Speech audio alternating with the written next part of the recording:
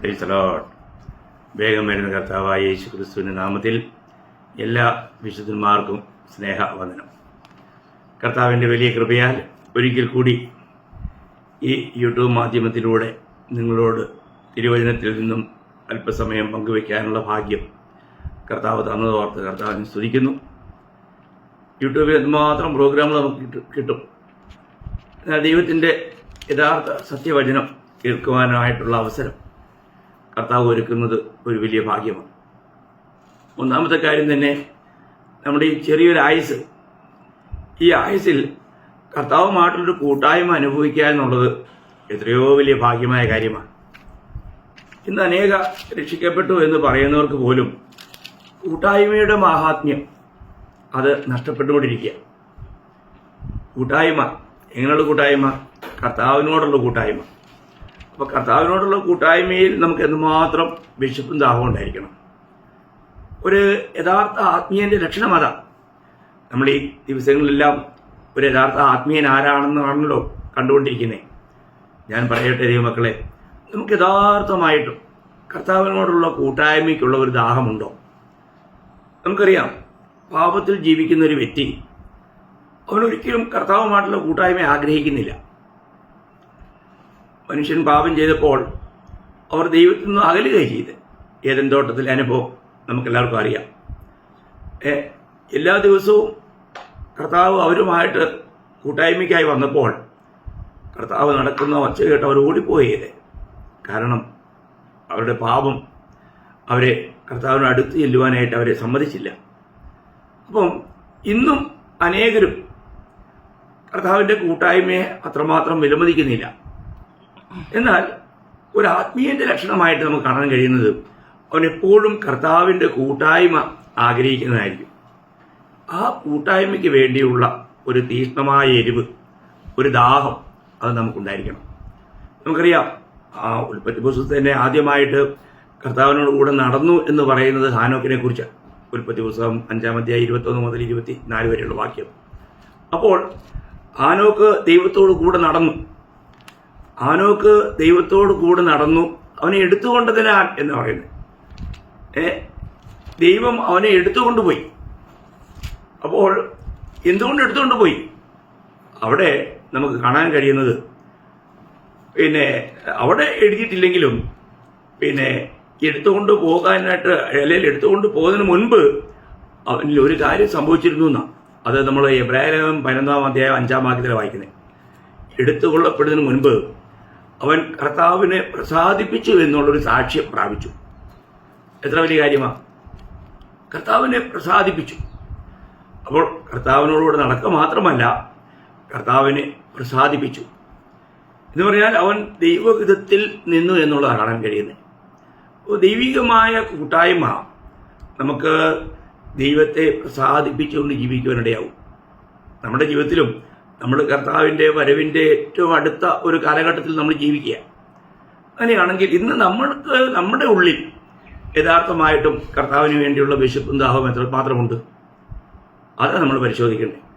അപ്പോൾ ഇന്നും എനിക്ക് നിങ്ങളോട് പറയാനുള്ളത്, ഒരു യഥാർത്ഥ ആത്മീയൻ കൂട്ടായ്മ അനുഭവിക്കുന്നവനായിരിക്കും, അല്ലെങ്കിൽ കൂട്ടായ്മയ്ക്ക് വേണ്ടി ദാഹമുള്ളവനായിരിക്കും.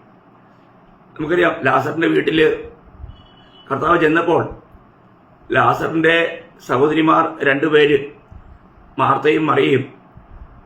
മാർത്ത അവർക്ക് വേണ്ടിയുള്ള ഭക്ഷണം ഒരുക്കിയ, തെറ്റൊന്നുമല്ല, നല്ല കാര്യമാണ്.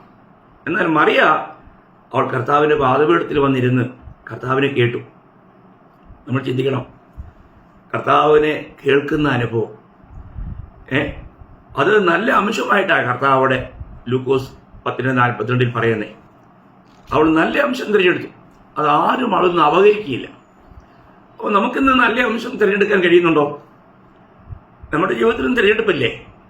നമുക്ക് ലഭിച്ചിരിക്കുന്ന ഓരോ ദിവസത്തെയും 24 മണിക്കൂറിൽ നമ്മൾ എത്ര സമയം നമ്മൾ കർത്താവിനോടുള്ള കൂട്ടായ്മയിൽ ചെലവഴിക്കുന്നുണ്ട്?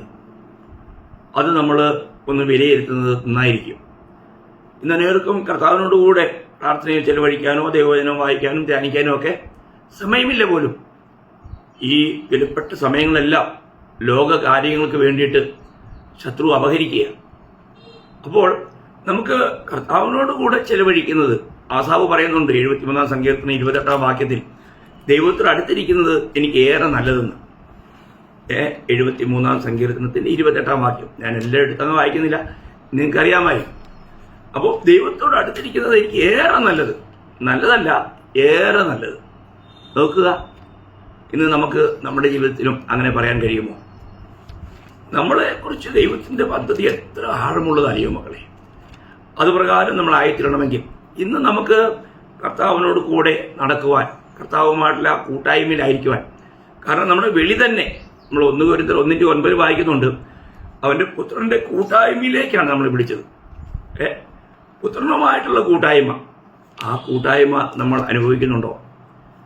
കാരണം ആ പുത്രൻ്റെ കൂട്ടായ്മയിലായിരിക്കുന്നതോടെ മാത്രമേ നമ്മൾ പുത്രൻ്റെ സ്വഭാവത്തോട് അനുരൂപരായിത്തീരുകയുള്ളൂ. നമ്മൾ അതിനുവേണ്ടി വിളിക്കപ്പെട്ടതല്ലേ? റോമർ 8:29 നിങ്ങൾ എപ്പോഴും ശ്രദ്ധിക്കണം. അപ്പോൾ നാം അവൻ്റെ സ്വരൂപത്തോട് അനുരൂപരായിത്തീരുവാൻ, സ്വരൂപം എന്ന് പറഞ്ഞാൽ അവൻ്റെ സ്വഭാവം, അവിടുത്തെ സ്വഭാവം നമ്മളിലാകണമെങ്കിൽ നമുക്ക് ആ കർത്താവുമായിട്ട് കൂട്ടായ്മ ഉണ്ടായിരിക്കണം. ആ കൂട്ടായ്മ നമ്മുടെ ദിവ്യ സ്വഭാവത്തിൽ വളർത്തും. നമ്മൾ ദിവ്യ സ്വഭാവത്തിന് പങ്കാളികളാണെന്ന് 2 പത്രോസ് 1 വാക്യത്തിൽ വായിക്കുന്നുണ്ട്. ബി പാർട്ട് ശ്രദ്ധിക്കുക. ഇന്ന് നമുക്ക് ആ ദിവ്യ സ്വഭാവത്തിൽ വളരുവാൻ കഴിയുന്നുണ്ടോ? അതേ കാര്യം തന്നെ ഫിലിപ്പർ 2:5 വായിക്കുന്നുണ്ട്. കർത്താവിൻ്റെ ദിവ്യ സ്വഭാവം, അവൻ്റെ ആ സ്വഭാവം നിങ്ങളിലും ഉണ്ടാകട്ടെ എന്ന്. നോക്കുക, ആ സ്വഭാവം നമ്മളിൽ വളരുന്നുണ്ടോ? അത് നമ്മൾ ചിന്തിക്കണ്ടേ. അപ്പോൾ ഓരോ ദിവസവും നമുക്ക് ഈ സ്വഭാവത്തിൽ വളരുവാനായിട്ട് കഴിയണം.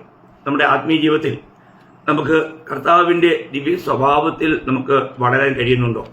മറ്റുള്ളവരെ സ്നേഹിക്കുവാൻ, നമുക്ക് ക്ഷമിക്കുവാൻ, കരുണ ചെയ്യുവാൻ. അപ്പോൾ നമുക്ക് ആ ദിവ്യ സ്വഭാവം നമ്മളിൽ വെളിപ്പെടണം. അതിനാണല്ലോ ദൈവം നമുക്ക് തൻ്റെ ആത്മാവിനെയും പകർന്നിരിക്കുന്നത്. ആത്മാവിലൂടെ തൻ്റെ സ്നേഹത്തെ നമ്മുടെ ഉള്ളിൽ പകർന്നിരിക്കുന്നു എന്നാണ് റോമാലേഖനം 5:5 വായിക്കുന്നത്. ശ്രദ്ധിക്കുക, ഇന്ന് നമുക്ക് ആ ദിവ്യ സ്വഭാവത്തിൽ നമുക്ക് എത്രമാത്രം വളരാൻ കഴിയുന്നു അത് നമ്മൾ ചിന്തിക്കണം. കാരണം ഈ കൂട്ടായ്മ നമ്മൾ 1 കൊരിന്ത്യർ 6:17 വായിക്കുന്നത്, അവനുമായിട്ട് കൂട്ടായ്മയുള്ളവൻ അവനുമായി ഏകാത്മാവാകുന്നു. അപ്പോൾ കർത്താവ് നമ്മളിലേക്ക് വരുമ്പോൾ നമ്മുടെ ആത്മാവിലേക്കാണ് വരുന്നത്. അപ്പോൾ അന്ന് മുതൽ നമുക്ക് ആ കർത്താവുമായിട്ട് ശരിയായ നിലയിലുള്ള ഒരു കൂട്ടായ്മ ഉണ്ടായിരിക്കണം. എന്നാൽ ഇന്ന് അനേകരും ജീവിതത്തിൽ അനേക മറ്റുള്ളവരോടുള്ള സ്നേഹമില്ലായ്മ, കയ്പ്, വിദ്വേഷമൊക്കെ ഹൃദയത്തിൽ വയ്ക്കുകയാണെങ്കിൽ നമുക്ക് ആ കൂട്ടായ്മയിൽ ഒരു അകൽച്ചയുണ്ടാവും. അതിനു വേണ്ടിയുള്ള വിശപ്പും ദാഹവും ഒക്കെ നമുക്ക് നഷ്ടപ്പെടും. ഈ അനേകരും കൂട്ടായ്മയിൽ നിന്ന് അകന്നു പോകാൻ കാരണം അവരുടെ ഉള്ളിൽ ഈ എന്തെങ്കിലും വിദ്വേഷമോ പകയോ പിണക്കോ അങ്ങനെയൊക്കെയുള്ളത് ഉണ്ടാകാം. അപ്പം നമ്മൾ 51 സങ്കീർത്തനം 6 വാക്യത്തിൽ വായിക്കുന്നത്, ഹൃദയത്തിലെ അന്തരംഗത്തിലെ സത്യമല്ലോ അവൻ ഇച്ഛിക്കുന്നത്. അപ്പം നമ്മുടെ അന്തരംഗത്തിൽ, നമ്മുടെ ഹൃദയത്തിൽ, നമ്മുടെ ആത്മാവിൽ നമുക്ക് കപടത പാടില്ല. അങ്ങനെ ഒരു ജീവിതമാണ് യഥാർത്ഥമായിട്ടുള്ള ക്രിസ്തീയ കൂട്ടായ്മയുടെ ജീവിതം. അപ്പോൾ ആ കൂട്ടായ്മയിൽ നമുക്ക് എത്രമാത്രം വളരാൻ കഴിയുന്നു എന്നുള്ളതാണ് വിഷയം. ഓരോ ദിവസവും നമുക്ക് ഈ കൂട്ടായ്മയിൽ വളരാൻ കഴിയുന്നെങ്കിൽ ദൈവത്തിൻ്റെ ദൃഷ്ടിയിൽ നമുക്ക് മൂല്യമുണ്ട്. മാത്രമല്ല ഈ കൂട്ടായ്മ നമ്മളെ ആത്മാവിനെ അനുസരിച്ച് ജീവിക്കുന്നതിൽ നമ്മളെ സഹായിക്കും. അങ്ങനെ നമുക്ക് ആത്മാവിനെ അനുസരിച്ച് ജീവിക്കുവാൻ കഴിയുന്നില്ല എങ്കിൽ നമുക്കൊരു ആത്മീയനാകാൻ കഴിയുന്നില്ല. നമുക്കറിയാം, നമ്മൾ വീണ്ടും ജനിച്ച നമ്മളിലെല്ലാം ദൈവത്തിൻ്റെ ആത്മാവുണ്ട്. ഒപ്പം തന്നെ നേരത്തെ നമ്മൾ ശീലിച്ച ജഡം. അപ്പം ജഡാഭിലാഷം ആത്മാവിനും ആത്മാഭിലാഷം ജഡത്തിനും വിരുദ്ധമാണ്. ഇവ തമ്മിൽ ഒരിക്കലും ചേരത്തില്ല. അതുകൊണ്ട് തന്നെ നമുക്ക് നമ്മളിൽ തന്നെ ഒരു വലിയ യുദ്ധമുണ്ട്. അപ്പം ഞാൻ ഇന്ന് ആരെയാണ് അനുസരിക്കുന്നത് എന്നുള്ളത് നമ്മൾ വളരെ ശ്രദ്ധിക്കണം. അപ്പോൾ നമ്മൾ റോമർ 8:14 വായിക്കുന്നത്, ആത്മാവിനാൽ നടത്തപ്പെടുന്ന ഇവരും ദൈവത്തിൻ്റെ മക്കളാണെന്നാണ്. അപ്പോൾ ആ പുത്രന്മാരായി തീരുന്നെങ്കിൽ, പുത്രത്വം നമുക്ക് നമ്മുടെ സ്വന്തമാകണമെങ്കിൽ ആത്മാവിനാൽ നടത്തപ്പെടുന്ന അനുഭവം നമുക്ക് വേണം. അപ്പോൾ ഇന്ന് എനിക്ക് ആത്മാവിനാൽ നടത്തപ്പെടാൻ കഴിയുന്നുണ്ടോ? അതോ ഞാൻ എൻ്റെ ഇഷ്ടപ്രകാരമാണോ ജീവിക്കുന്നത്? ആത്മാവിനാൽ നടത്തപ്പെടുമ്പോൾ ആത്മാവ് എന്ത് ചെയ്യുന്ന യോഹന്നാൻ 16:13 പറയുന്നത് ആത്മാവ് സകല സത്യത്തിലും നമ്മളെ വഴി നടത്തുന്നു. അപ്പോൾ ആത്മാവ് ഒരിക്കലും തെറ്റായ വഴിയിലേക്ക് നമ്മളെ കൊണ്ടുപോയില്ല, സകല സത്യത്തിലും വഴി നടത്തും. അപ്പം ഓരോ കാര്യങ്ങളും നമ്മൾ എടുക്കുമ്പോൾ, നമ്മൾ തീരുമാനം എടുക്കുമ്പോൾ ഞാൻ ശരിയായ തീരുമാനമാണോ എടുക്കുന്നത്, നാം ദൈവഹിതം അറിഞ്ഞിട്ടാണോ എടുക്കുന്നത്? നമുക്കറിയാം, നമ്മൾ ഈ ജക്കരിയാവ് 4:10 ആമോസ് 7:7-8 വാക്യങ്ങളിലും അവിടെ ഇരിക്കുന്ന ഒരു തൂക്കുകെട്ടയെ കുറിച്ച് പറയുന്നുണ്ട്. തൂക്കുകെട്ട. അപ്പൊ ഈ തൂക്കുകെട്ട വെച്ച് വേണം നമ്മുടെ ജീവിതം പണിയുവാൻ. അങ്ങനെ നമ്മൾ പണിയുന്നുവെങ്കിൽ നമ്മുടെ ജീവിതം നിശ്ചയമായും ദൈവത്തെ പ്രസാദിപ്പിക്കുന്നതായിരിക്കും. കാരണം ഈ ദൈവവചനം എന്ന തൂക്കുകെട്ട പ്രകാരം ഓരോ ദിവസവും നമുക്കറിയാം. ഈ തൂക്കുകെട്ട നിങ്ങൾ ശ്രദ്ധിച്ചിട്ടുണ്ടോ? ഞാൻ ഒരിക്കലും ശ്രദ്ധിക്കുകയുണ്ടായി. കാരണം എനിക്ക് അതിനെക്കുറിച്ച് കൂടുതൽ അറിവില്ലായിരുന്നു. ഞാൻ നമ്മുടെ ഇവിടുത്തെ ആളിന്റെ പ്രാർത്ഥന പണി നടക്കുമ്പോൾ അദ്ദേഹം ഓരോ ഇഷ്ടിക വെക്കുമ്പോഴും ഈ തൂക്കട്ട പിടിക്കും. അപ്പൊ എനിക്ക് ആദ്യം തോന്നിയാണ് ഇദ്ദേഹം ടൈം പാസ് ചെയ്യുകയാണോ. അത് കൃത്യമായിട്ട് അതിന്റെ ലെവല് നോക്കി അത് കൃത്യമായിട്ട് പണിതു. അപ്പോൾ പിന്നീടാണ് ഞാനതിനെ കുറിച്ച് കൂടുതൽ മനസ്സിലാക്കിയപ്പം ഇത് പിടിക്കാണ്ട് 5-6 വെച്ചിട്ട് പിന്നെ പിടിച്ചു കഴിഞ്ഞാൽ എല്ലാം ഇടിച്ചു കളയേണ്ടി വരും. ഒരിക്കലും ശരിയായില്ല. ദൈവമക്കളെ, നമ്മൾ ഓരോ ദിവസവും നമ്മൾ ഈ ദൈവവചനമെന്ന തൂക്കോട്ട പിടിച്ച് ദൈവത്തിന്റെ ആത്മാവിൽ യഥാർത്ഥമായും നമ്മൾ നടക്കുന്നെന്ന് ഉറപ്പുവരുത്തുന്നില്ല എങ്കിൽ നിശ്ചയമായും അത് ദൈവഹിതത്തിന് പുറത്തായിരിക്കും. അപ്പൊ അത് കണ്ട് ദൈവം സന്തോഷിച്ചു. അപ്പോൾ നമുക്ക് നമ്മുടെ ജീവിതത്തെ കാരണം ഈ വചനം നമ്മുടെ ആത്മാവിലെയും ജഡത്തിലെയും സന്ധ്യവചനങ്ങളെയും സകലത്തെയും വിവേചിക്കുന്നത്. അത് നമ്മുടെ ആഗ്രഹങ്ങൾ, നമ്മൾ ചെയ്യുന്നത് ഓരോ എവിടെ നിന്ന് വരുന്നു എന്ന് ഈ തൂക്കുകെട്ട കൃത്യമായിട്ട് പറയും. അതിന്റെ എബ്രായർ 4:12 വളരെ ഗഹനമായ വചനം. അതുകൊണ്ട് ഈ വചനമെന്ന തൂക്കുകെട്ട പിടിച്ച് ഓരോ ദിവസവും നമ്മൾ ജീവിതത്തെ പഠിക്കണം. നമ്മൾ കർത്താവിന്റെ കൂട്ടായ്മയിലായിരിക്കുന്നത് എത്ര ശ്രേഷ്ഠമാണ്. അപ്പോൾ നമുക്കൊരു ശരിയായ തെരഞ്ഞെടുപ്പിനുള്ള ഒരു പ്രത്യേക ആത്മീയ നടത്തിപ്പ് നമുക്ക് ലഭിക്കും. നമുക്കറിയാം, നമ്മൾ എബ്രായ ലേഖനം 11-ാം അധ്യായം 24 മുതൽ 27 വരെയുള്ള വാക്യം വായിക്കുമ്പോൾ മോശ താൻ വളർന്നപ്പോൾ പാപത്തിന്റെ തൽക്കാല ഭോഗത്തെക്കാളും ദൈവജനത്തോടും കൂടെ കഷ്ടം അനുഭവിക്കുന്നത് തിരഞ്ഞെടുപ്പാണ്. അപ്പോൾ ക്രിസ്തുവിന്റെ നിന്ന വലിയ ധനമെന്ന് കണ്ടു. നോക്കണമേ, നമുക്കതാ ഈ ദൈവിക കൂട്ടായ്മ ഉള്ള ഒരു മനുഷ്യന് നിശ്ചയമായിട്ടും തെരഞ്ഞെടുപ്പിൽ ജയാളിയാകാൻ കഴിയും. ലോകപ്രകാരമുള്ള ഒരു തെരഞ്ഞെടുപ്പായിരിക്കുകയല്ല താൻ നടത്തുന്നത്. അപ്പോൾ ഇന്ന് എൻ്റെ ജീവിതത്തിൽ തെരഞ്ഞെടുപ്പിൽ ഞാൻ ജയാളിയാണോ? യഥാർത്ഥമായിട്ടും ദൈവത്തിന്റെ ഹിതപ്രകാരം ഒരു തെരഞ്ഞെടുപ്പ് നടത്തുവാൻ എനിക്ക് കഴിയുന്നുണ്ടോ? അത് നിത്യതയുടെ ബന്ധത്തിലാണോ ഞാൻ തിരഞ്ഞെടുക്കുന്നത്? അതേ കാര്യം തന്നെയല്ലേ പൗലോസ്ലീഹായും ഫിലിപ്പിയർ 3:7-8 പറയുന്നത്, എനിക്ക് ലാഭമായിരുന്നതെല്ലാം ഞാൻ ക്രിസ്തു നിമിത്തം ഛേദമെന്നെണ്ണി. അപ്പോൾ കാരണം എന്താണ്? തന്റെ ജീവിതത്തിലെ ഏറ്റവും വലിയ നേട്ടമായിട്ട് കണ്ടത് ക്രിസ്തുവിനെ നേടുക എന്നുള്ളതാണ്, ക്രിസ്തുവിൽ കാണപ്പെടുക എന്നുള്ളതാണ്. അതേ ദൈവമക്കളെ, നമുക്ക് ഇന്ന് നമ്മുടെ ചിന്താഗതി, നമ്മുടേതായിരിക്കുന്ന ലക്ഷ്യം നിത്യതയാണോ?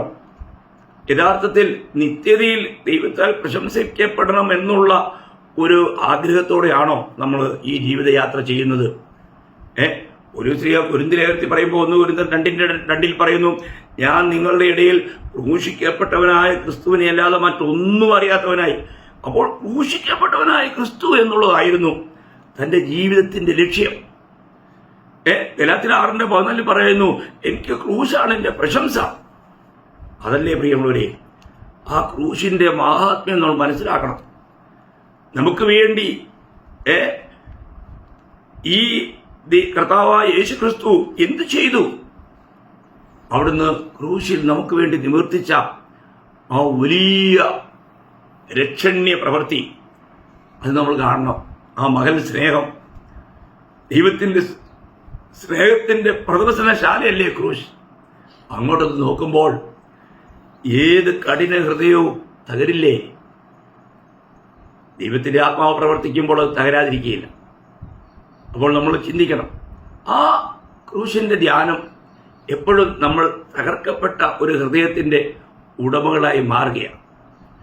അപ്പൊ അങ്ങനെയുള്ള ഹൃദയമുള്ളവരെ നമ്മൾക്കറിയാം 34 സങ്കീർത്തനം 18 വാക്യം, അങ്ങനെയുള്ള ഹൃദയമുള്ളവരെ ദൈവം ഒരിക്കലും നിരസിക്കില്ല, ദൈവം ഒരു തള്ളിക്കളയില്ല. വളരെ വിലപ്പെട്ട കാര്യമാണ്. അതുകൊണ്ട് നമുക്ക് ഈ ക്രൂശിനെ നമുക്ക് വലുതായിട്ട് കാണുവാൻ, അതിൻ്റെ മഹത്വം ദർശിക്കുവാൻ നമുക്ക് കഴിയുന്നുണ്ടോ? ആ ക്രൂശിൽ കർത്താവ് മാത്രമല്ല, ദൈവത്തിൻ്റെ ആത്മാവിനെ വെളിപ്പെടുത്തുമ്പോൾ ഞാനും ആ ക്രൂശിൽ ഉണ്ടായിരുന്നു എന്ന് കാണാൻ കഴിയും. കാരണം എനിക്ക് പകരക്കാരനായി മരിക്കുന്ന ആ ക്രിസ്തു എന്റെ പാപം മാത്രമല്ല എന്നെയും വഹിച്ചിരുന്നു എന്ന് കാണാൻ കഴിയും. റോമർ 6:6 അതാ പറയുന്നത്. നമ്മുടെ പഴയ മനുഷ്യനോട് ക്രൂശിക്കപ്പെട്ടു. 1 പത്രോസ് 2:24 നമ്മുടെ പാപങ്ങൾ അവൻ സ്വയം ഏറ്റ് ആ പാപങ്ങളും പേര് ക്രൂശിലേറിയുന്ന നമ്മുടെ പാപങ്ങൾ മാത്രമല്ല, നമ്മുടെ ആ പഴയ മനുഷ്യനെ അത് ക്രൂശിക്കപ്പെട്ടത് നമ്മൾ കാണണം. ഇന്ന് നാം ക്രിസ്തുവിന് ജീവിക്കേണ്ടതിന്, ക്രിസ്തുവിന് ഫലം കായ്ക്കുന്നവരായി ജീവിപ്പാൻ കർത്താവ് നമുക്ക് വേണ്ടിയിട്ട് ഇങ്ങനെ ഒരു വലിയ മാർഗം ഒരുക്കിയിരിക്കുക. ഈ സത്യം മനസ്സിലാക്കി, അതുകൊണ്ടല്ലേ ഗലാത്യർ 2:20 പറയുന്നത്, ഞാൻ ക്രിസ്തുവിനോട് കൂടെ ക്രൂശിക്കപ്പെട്ടിരിക്കുന്നു, ഇന്ന് ഞാനല്ല ക്രിസ്തു അത്ര എന്നെ ജീവിക്കുന്നു.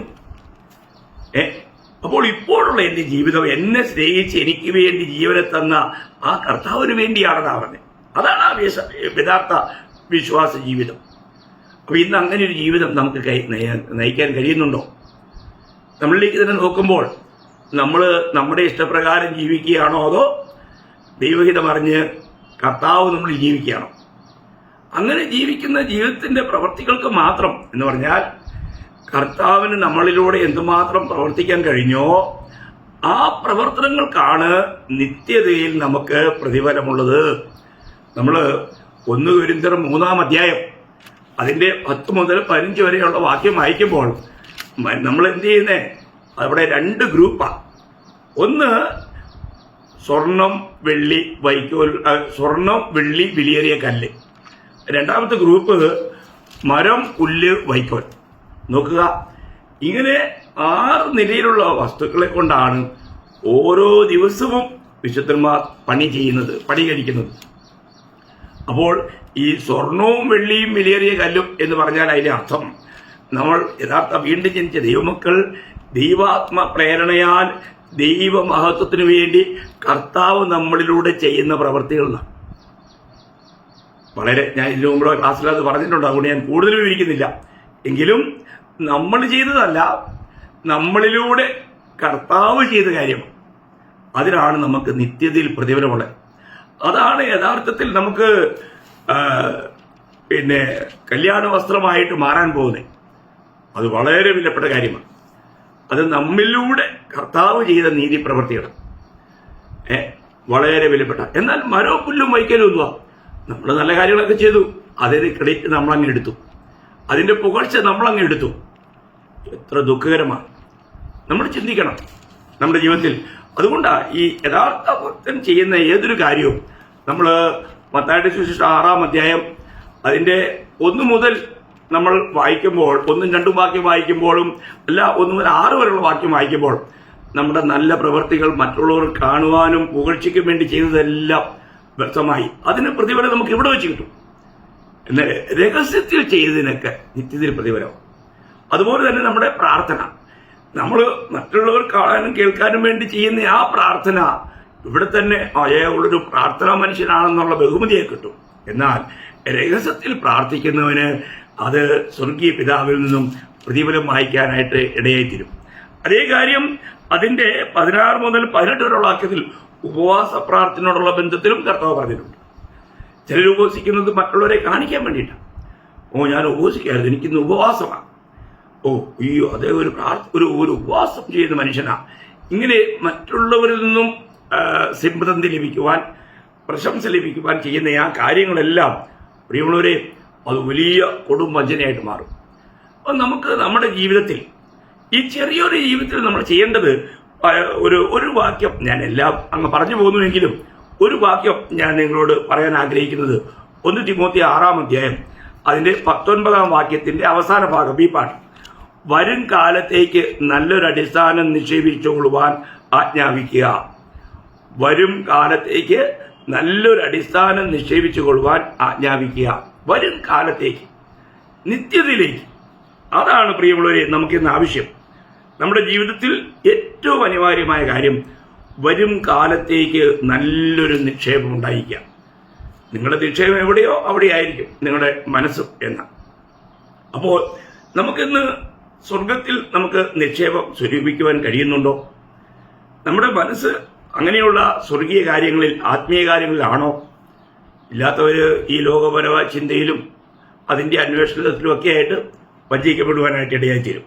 അപ്പോൾ പ്രത്യേകം ശ്രദ്ധിക്കുക, ഈ ലോകത്തിൽ നമ്മൾ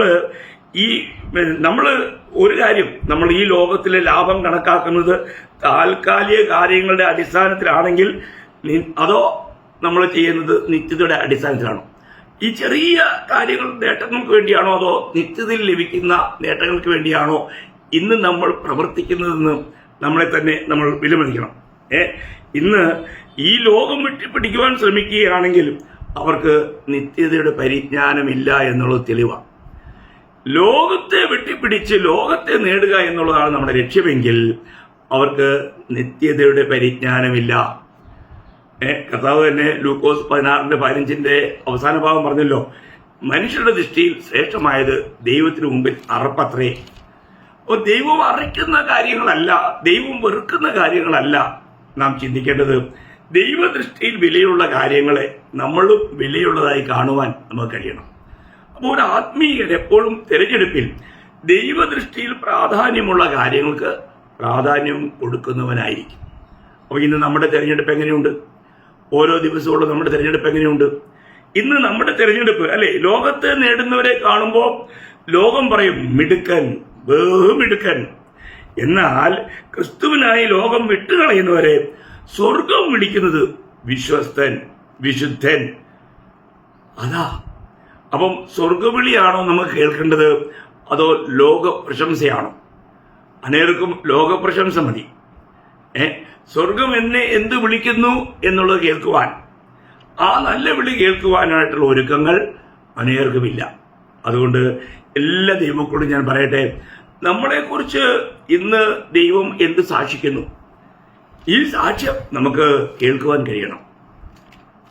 ഓരോ ദിവസവും നമ്മുടെ ജീവിത പ്രവൃത്തികളെ കണ്ടുകൊണ്ടിരിക്കുന്ന കർത്താവ് നമ്മുടെ പ്രവർത്തനങ്ങളെ കണ്ട് എങ്ങനെ എന്തു പറയുന്നു, ആ കർത്താവിന്റെ നല്ല സാക്ഷ്യം നമുക്ക് കേൾക്കാൻ കഴിയുന്നുണ്ടോ? ഓരോ ദിവസവും കർത്താവിൽ നിന്ന് നമ്മൾ കേൾക്കണം. അങ്ങനെ കേട്ട് കർത്താവിന്റെ വരവിന് വേണ്ടി നാം ഒരുങ്ങണം. അതാ ദൈവം നമ്മളെ കുറിച്ച് ആഗ്രഹിക്കുന്നത്. അതുകൊണ്ട് അനോക്കിനെ പോലെ കർത്താവിനോട് കൂടെ നടന്നാൽ മാത്രം പോരാ, കർത്താവിനെ പ്രസാദിപ്പിച്ചുകൊണ്ട് ജീവിക്കണം. അപ്പോൾ കർത്താവ് നമ്മളെ ചേർക്കും ഒരു ദിവസം. ഒരു ശ്രീക പറയുന്നത് പോലെ, ഞാനല്ല ക്രിസ്തു അത്ര എന്നിൽ ജീവിക്കുന്നു എന്ന് നമുക്ക് ധൈര്യമായിട്ട് പറയാൻ കഴിയും. അതുകൊണ്ടാണ് ഫിലിപ്പിയർ 1:21 പറയുന്നത്, എനിക്ക് ജീവിക്കുന്നത് ക്രിസ്തു, മരിക്കുന്നത് ലാഭം. അതുകൊണ്ട് ഇന്ന് കർത്താവ് വരുന്നുവെങ്കിൽ അത് നമുക്കൊരു നിശ്ചയമായും ഒരു നേട്ടമായിരിക്കുമോ? അല്ല, ഇന്ന് നമ്മളെ ലോകത്തു നിന്നും കർത്താവ് വിളിച്ച് ചേർക്കുന്നുവെങ്കിൽ അതെനിക്ക് ലാഭമായിരിക്കുമോ? അതെന്നെ സംബന്ധിച്ചിടത്തോളം വളരെ ആനന്ദപ്രദമായിരിക്കുമോ? നമുക്ക് നമ്മളോട് തന്നെ ചോദിക്കാം. നമ്മുടെ ജീവിതത്തെ നമുക്കൊന്ന് പരിശോധിക്കാം. ഇന്ന് യഥാർത്ഥത്തിൽ കർത്താവിന് വേണ്ടിയുള്ള ആ കൂട്ടായ്മയ്ക്ക് വേണ്ടിയുള്ള വിശപ്പും ദാഹവും എന്നെ ഭരിക്കുന്നുണ്ടോ? ഞാൻ ഈ കൂട്ടായ്മയ്ക്ക് വേണ്ടിയിട്ട് വില കൊടുക്കുവാൻ തയ്യാറാകുന്നുണ്ടോ? അതോ കൂട്ടായ്മകളെ ഞാൻ നിസ്സാരവൽക്കരിക്കുന്നുണ്ടോ? അതിനേക്കാളും എനിക്ക് ലോകം നല്ലത് എന്നുള്ള നിലയിൽ അല്ലെ, ഇന്ന് എത്രയോ പേര് ആരാധനാ യോഗങ്ങളെ പോലും ധനസമ്പാദനത്തിന് വേണ്ടിയിട്ട് ഉപേക്ഷയായി വിചാരിക്കുന്നു. ഇതെല്ലാം വളരെ തെറ്റായ തിരഞ്ഞെടുപ്പുകളാണ്. നമുക്ക് ശരിയായ നിലയിൽ ഒരു ആത്മീയൻ ദൈവവുമായിട്ടുള്ള കൂട്ടായ്മയുള്ളവനായിരിക്കും, കൂട്ടായ്മയ്ക്ക് അധികം പ്രാധാന്യം കൊടുക്കുന്നവനായിരിക്കും. തെരഞ്ഞെടുപ്പിൽ ദൈവത്തിന്റെ ഹിതം മനസ്സിലാക്കി തെരഞ്ഞെടുപ്പ് നടത്തുന്നവനായിരിക്കും. ഓരോ ദിവസവും ചെയ്യുന്ന പ്രവൃത്തികൾ നിത്യതയുടെ കാഴ്ചപ്പാടിൽ കർത്താവിന് നമ്മൾ പ്രവർത്തിക്കുവാനായിട്ടുള്ള അവസരം കൊടുത്തുകൊണ്ട് നമ്മളെ സമർപ്പിച്ച് ഏൽപ്പിച്ചു കൊടുത്ത് ജീവിക്കുന്ന ഒരു വ്യക്തിയായിരിക്കും യഥാർത്ഥമായ ഒരു ആത്മീയൻ. അപ്പോൾ ഇന്ന് ശരിയായ നിലയിലുള്ള ഒരു ആത്മീയനായിട്ട് ജീവിക്കുവാൻ നമുക്ക് കഴിയുന്നുണ്ടോ? നമുക്ക് നമ്മളെ തന്നെ പരിശോധിക്കാൻ പ്രിയമുള്ളവരെ.